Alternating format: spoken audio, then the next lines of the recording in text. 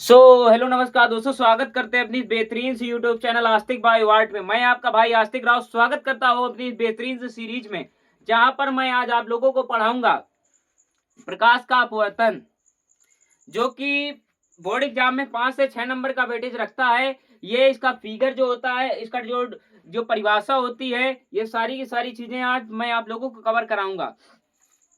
इसके पहले मैंने आप लोगों को पढ़ा दिया था प्रकाश का परावर्तन, यानी कि जब प्रकाश किरण चिकने या पॉलिशदार तल पर पड़ता है तो उसका अधिकांश भाग उसी माध्यम में वापस लौट जाता है। ये क्रिया क्या कहला रही थी?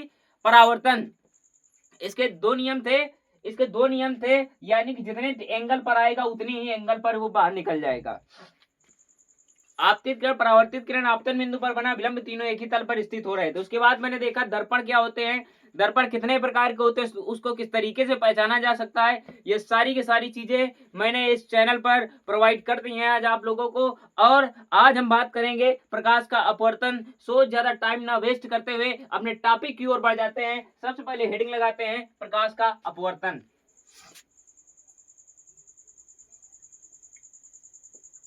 प्रकाश का अपवर्तन। प्रकाश का अपवर्तन बिल्कुल आसान तरीके से समझेंगे अपन।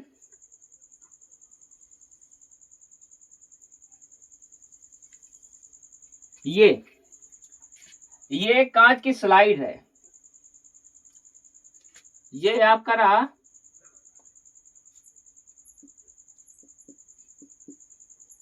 सघन माध्यम। ये आपका रहा विरल।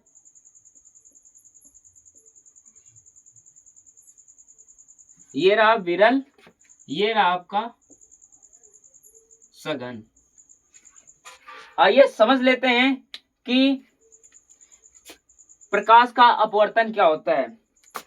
जब प्रकाश किरण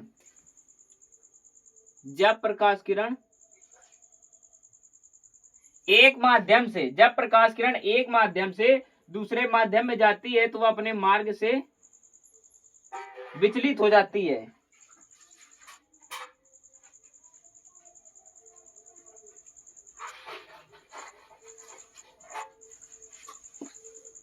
ये आपकी क्या हो गई?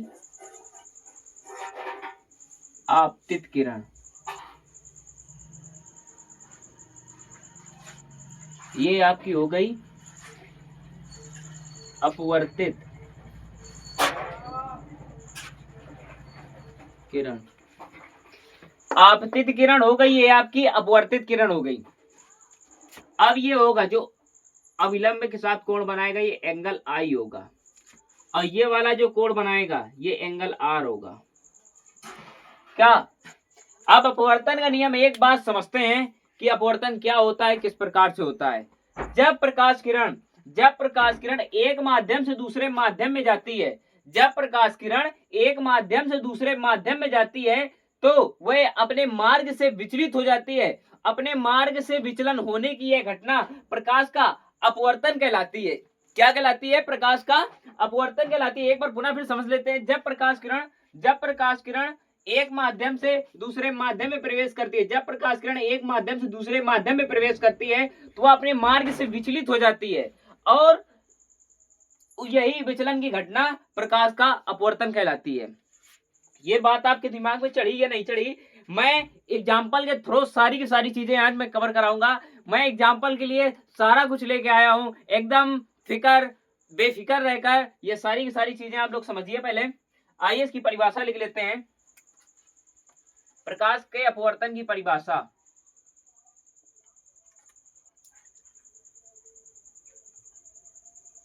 जब प्रकाश किरण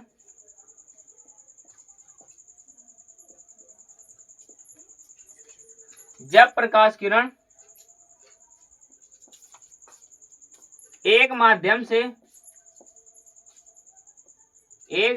से दूसरे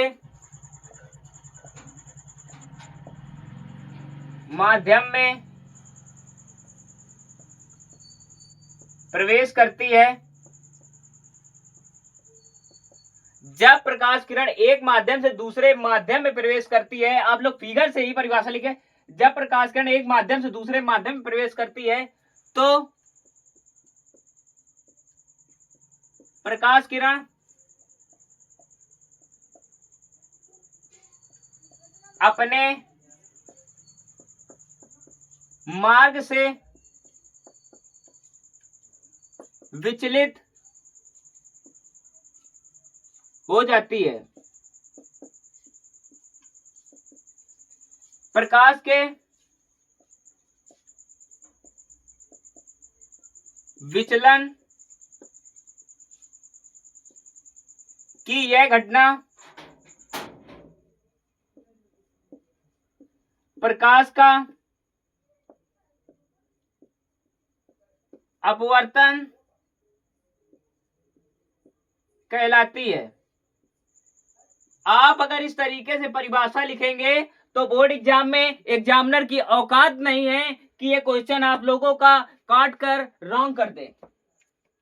एक बात समझ लेते हैं कि प्रकाश का अपवर्तन क्या होता है। जब प्रकाश किरण एक माध्यम से दूसरे माध्यम में जाती है, जब प्रकाश किरण एक माध्यम से दूसरे माध्यम में जाती है तो यह सीधे ना जाकर ये अपने मार्ग से विचलित हो जाती है, यानी अभिलंब की ओर झुक जाती है।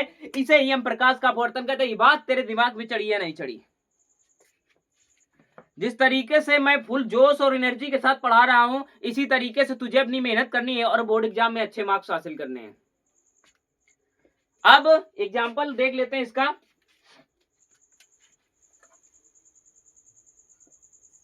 एग्जाम्पल, तारों का टिमटिमाना।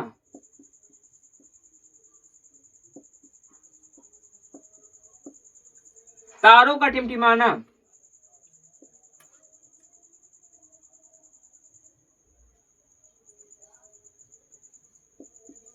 तालाब की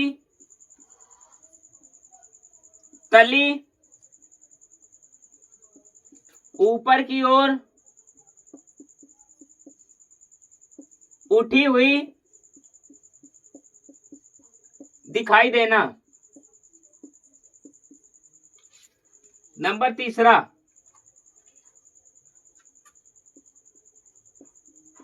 गिलास में रखा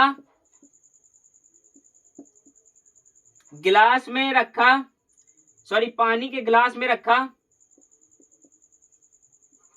पानी के गिलास में रखा सिक्का ऊपर की ओर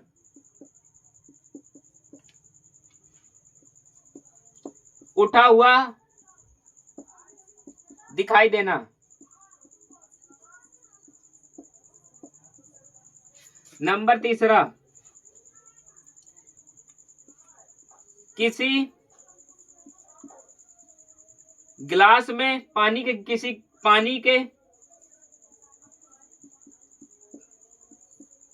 गिलास में पड़ी छड़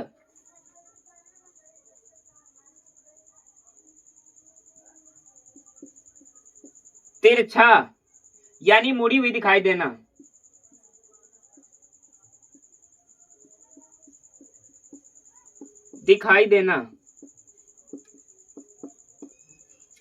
ये जीते जागते कुछ प्रकाश के अपवर्तन के उदाहरण है। मैं सारी की सारी चीजें आज मैं यहाँ पर लेके आया हूँ, सारा का सारा प्रैक्टिकल कराऊंगा। मेरे पास है ये पानी से भरा गिलास, ये पानी से भरा गिलास है। मैंने आप लोगों को क्या बताया? मैंने आप लोगों को बताया कि किसी पानी के भरे गिलास में पड़ी छड़ मुड़ी हुई दिखाई देती है।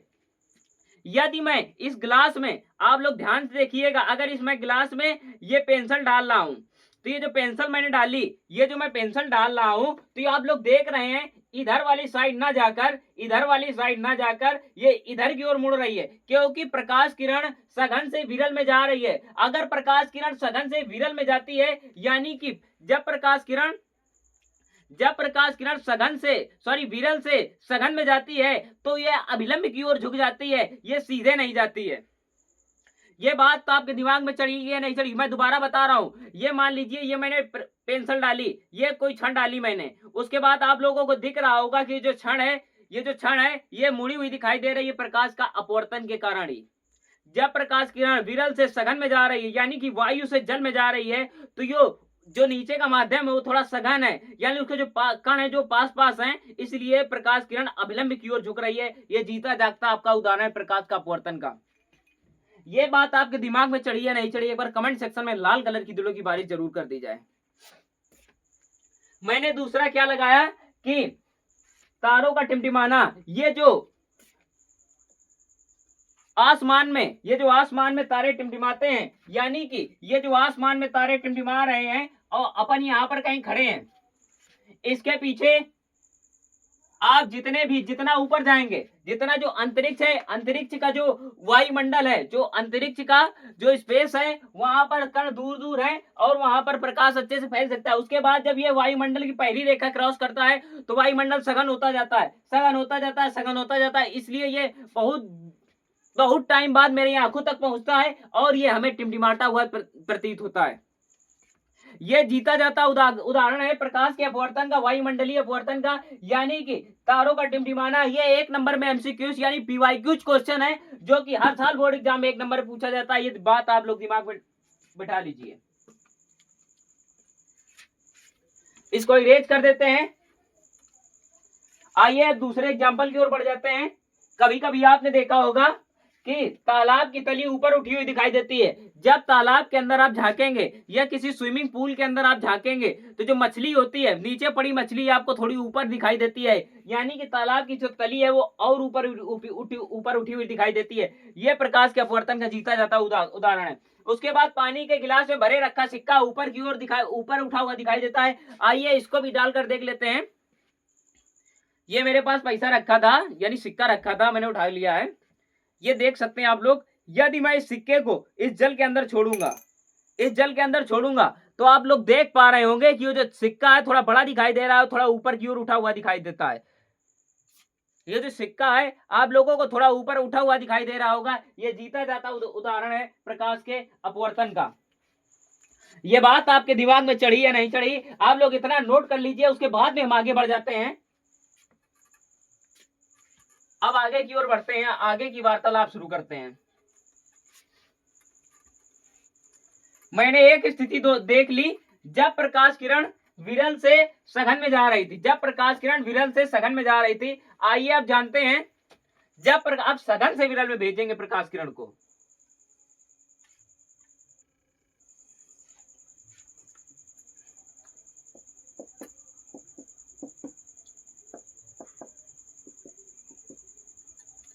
ये माध्यम क्या है? सघन। ये माध्यम क्या है? विरल। अब मैं प्रकाश किरण को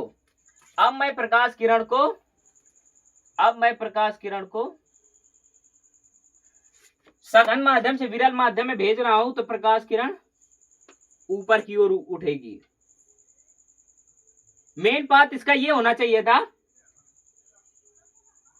ये एंगल आई हो गया, ये एंगल आर हो गया। प्रकाश किरण यूं आई यूं निकल गई। जब प्रकाश किरण सघन से विरल में जाती है तो प्रकाश किरण अभिलंब से दूर हटते हुए ये सीधे निकल जाती है, यानी कि जब सघन से जाएगी तो प्रकाश किरण ऊपर की ओर जाएगी, यानी अभिलंब से दूर हटेगी। और जब प्रकाश किरण विरल से सघन में आएगी तो अभिलंब की ओर झुकेगी। ये बात तेरे दिमाग में चढ़ी या नहीं चढ़ी? ये दोनों स्थितियां हैं। ये दोनों स्थितियों का डायग्राम आप लोगों को डायग्राम दे देगा। उसके बाद पूछेगा कि ये कौन सा सघन माध्यम से विरल में जा रही, प्रकाश किरण की विरल माध्यम से सघन में जा रही। ये कुछ नहीं देगा कि ये सघन लिखा है कि विरल लिखा है। आप लोगों को स्थिति देखकर सारी चीजें बतानी है। क्या आप लोग ये बता देंगे? मैं उम्मीद करता हूं कि सारे के सारे बच्चे जरूर क्वेश्चन करके आएंगे, जरूर पेपर में फोड़ कर आएंगे। अब इसके बाद में बात कर लेते हैं इनके नियमों की।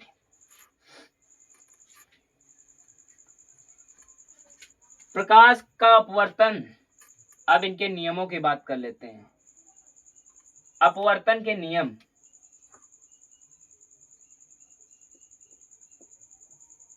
प्रकाश के अपवर्तन के नियम।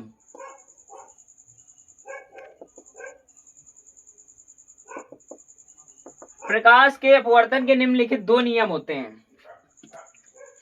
पहला नियम, नंबर 1, आपतित किरण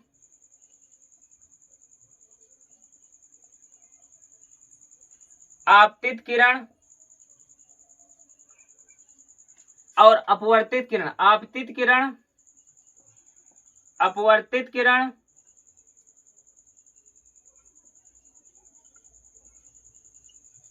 आपतन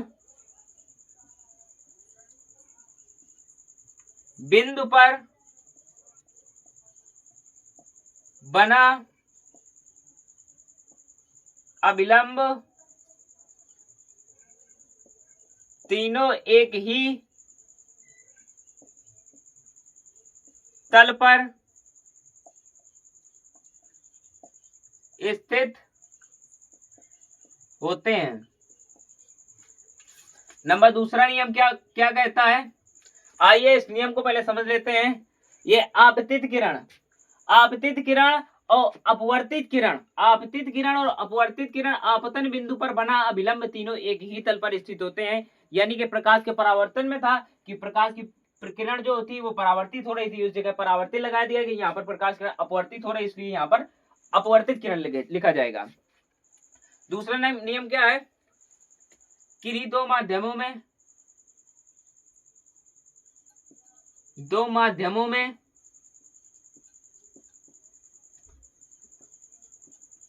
किन्हीं दो माध्यमों में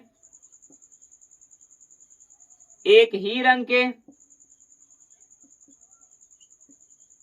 प्रकाश किरण के लिए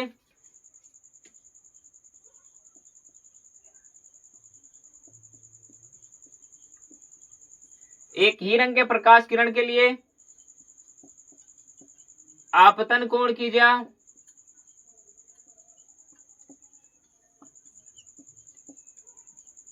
साइन आई तथा अपवर्तन कोण की ज्या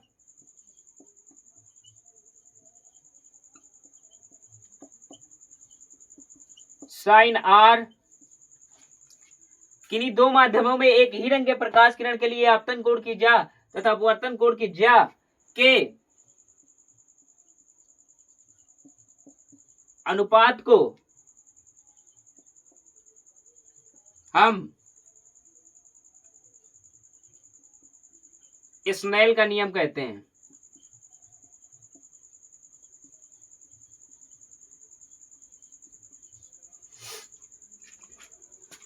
किन्हीं दो माध्यमों में, यानी पहला माध्यम मीडियम 1 मीडियम 2, किन्हीं दो माध्यमों में अगर प्रकाश की किरण जा रही है तो ये जो आपतन कोण की ज्या है, ये आपतन कोण की ज्या साइन आई, अपवर्तन कोण की ज्या साइन आर, इसके अनुपात को हम नियतांक कहते हैं और इसे स्नेल का नियम भी कहते हैं। आप लोगों से पूछ लिया जाता है कि स्नेल का नियम किसे कहते हैं, यानी कि किन्हीं दो माध्यमों में एक ही रंग के प्रकाश किरण के लिए आपतन कोण की ज्या अपवर्तन कोण की ज्या के अनुपात को हम नियतांक कहते हैं, इसे हम स्नेल का नियम भी कहते हैं। आइए इसका फार्मूला जानते हैं क्या होता है। अपवर्तनांक को हम म्यू से दर्शाते हैं, म्यू इक्वल टू होता है साइन आई के बटे में साइन आर। ये बात तेरे दिमाग में चमकी या नहीं चमकी, एक बार लाल कलर की दिलों की बारिश कर दी जाए कमेंट सेक्शन में। अपवर्तन के निम्नलिखित दो नियम होते हैं, आपतित किरण अपवर्तित किरण आपतन बिंदु पर बना विलंब तीनों एक ही तल पर स्थित होते हैं। किन्हीं दो माध्यमों में एक ही रंग के प्रकाश किरण के लिए आपतन कोण की ज्या अपवर्तन कोण की ज्या के अनुपात को हम नियतांक कहते हैं और इसे हम स्नेल का नियम भी कहते हैं। इसे हम म्यू से प्रदर्शित करते हैं, म्यू बराबर होता है साइन आई बटे में साइन आर। अब इसमें क्वेश्चन क्या पूछ सकता है, अपवर्तनांक, जैसे साइन आई की वैल्यू दे दी मतलब कि 30 डिग्री और साइन आर की वैल्यू दे दी आपको, यानी कि आई की वैल्यू दे दी 30 डिग्री और आर की वैल्यू दे दी आपको 45 डिग्री। अब पूछेगा अपवर्तनांक ज्ञात कीजिए, यानी आई का मान जो है तो यहाँ पर आई का मान रख देंगे और यहाँ पर आर का मान रख देंगे और दोनों का मान निकाल करके दोनों को डिवाइड कर देंगे। पूरा का पूरा डेटा यहाँ पर आपका मिल जाएगा। ये बातें बिल्कुल आप लोग दिमाग पे छाप लीजिए, क्योंकि ये सवाल बहुत ही महत्वपूर्ण यहाँ से सवाल बनते हैं। स्नेल का नियम पूछा जाता है, अपवर्तन क्या होता है, ये सारी की सारी चीजें पूछी जाती हैं। मैं उम्मीद करता हूं सारे लोगों ने लिख लिया होगा। अब बाद में इसके बाद में बात करते हैं अब लेंस के बारे में, क्या होता है लेंस। अपवर्तन पढ़ लिया, अब लेंस के बारे में बातचीत कर ली जाए थोड़ी। लेंस क्या होता है भाई?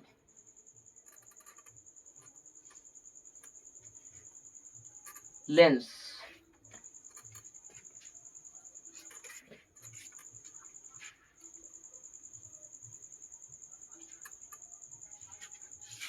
लेंस आप लोगों ने कांच तो देखी होगी, आइए मैं दिखाता हूं।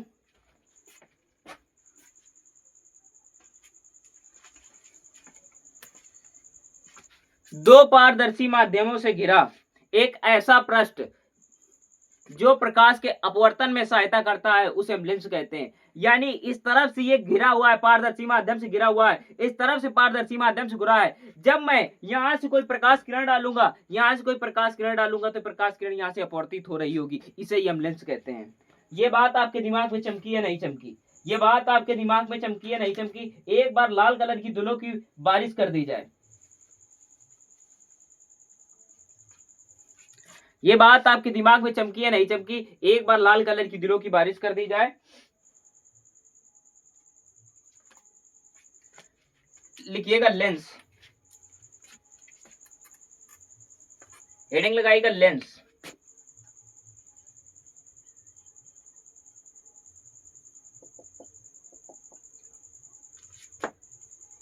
एक ऐसा पारदर्शी माध्यम, एक ऐसा पारदर्शी माध्यम जैसे कांच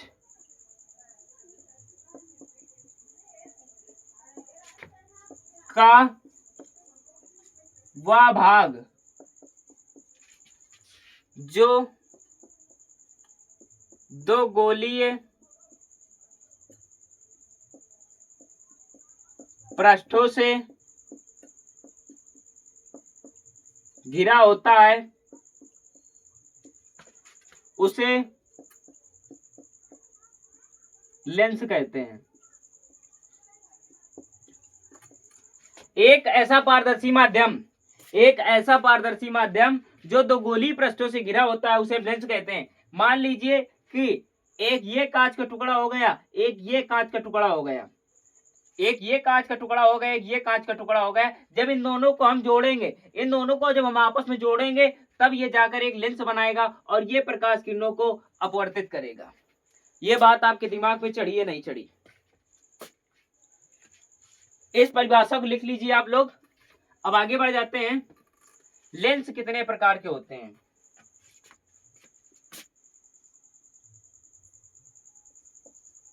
लेंस कितने प्रकार के होते हैं? एक होता है अवतल लेंस, एक होता है उत्तल लेंस। आइए दोनों के बारे में बराबर लिखेंगे। अवतल लेंस क्या होता है और उत्तल लेंस क्या होता है?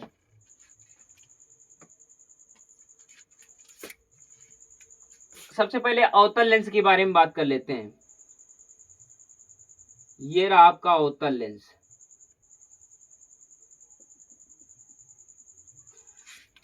ये रहा आपका अवतल लेंस। और उत्तल लेंस की बात कर लेते हैं तो ये रहा आपका उत्तल लेंस। ये रहा आपका उत्तल लेंस। आइए इसकी परिभाषा लिखते हैं। फिगर को देखकर परिभाषा लिखिए। वह लेंस जो वह लेंस जो किनारों पर मोटा और बीच में पतला होता है उसे अवतल लेंस कहते हैं।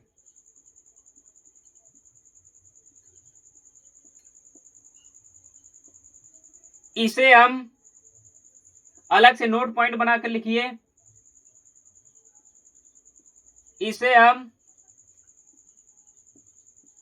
अपसारी लेंस भी कहते हैं। अपसारी शब्द का मतलब क्या होता है? अपसारी प्रकाश किरणों को अपसरित करता है, यानी कि प्रकाश किरणें जब मान लीजिए कि ये इसकी मध्य रेखा है यानी कि मुख्य कक्ष है, जब मैंने प्रकाश किरणें यहां से डाली तो ये प्रकाश किरणों को फैलाने का कार्य करता है। ये प्रकाश किरणों को फैलाने का कार्य करता है। क्या करता है? इसे यह अपसारी प्रकृति कहते हैं, लेंस की अपसारी प्रकृति कहते हैं। आइए बात कर लेते हैं उत्तल लेंस की। तो वह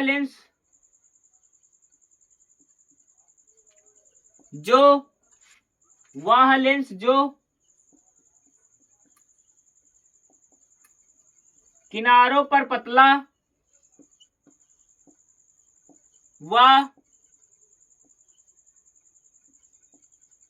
बीच में मोटा होता है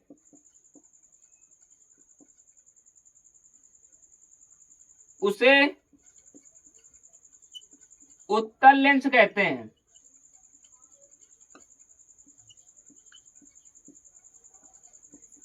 क्या कहते हैं? उत्तल लेंस कहते हैं। इधर भी नोट पॉइंट बनाकर लिखिए। इसे अभिसारी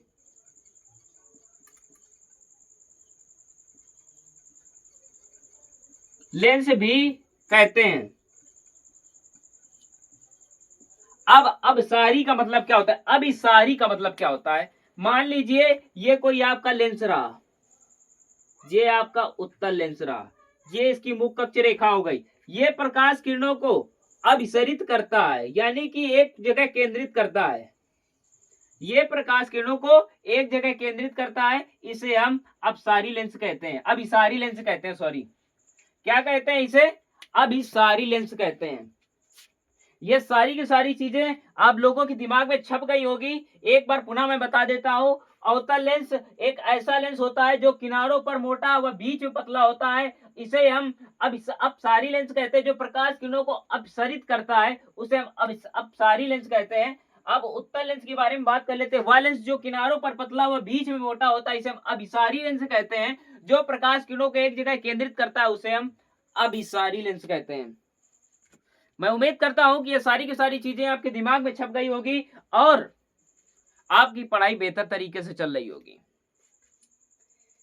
अपने हेल्थ का विशेष ध्यान रखिएगा क्योंकि गर्मियों का मौसम आ रहा है और ये जो जितने भी बच्चे कोल्ड ड्रिंक वगैरह के ज्यादा शौकीन रहते हैं ये सारी की सारी चीजें छोड़ दें, क्योंकि आप लोग स्टूडेंट हैं। स्टूडेंट को रेगुलर पढ़ाई करनी होती है। अपना हेल्थ जरूर मेंटेन रखें। और एक ही चीज बोलना चाहूंगा, अगर गलती से भी दिमाग में चल रहे खेल का सेट हो गया ना लाला, तो मंजर बहुत देखने लायक होगा। तब तक के लिए थैंक यू। जय हिंद, जय भारत।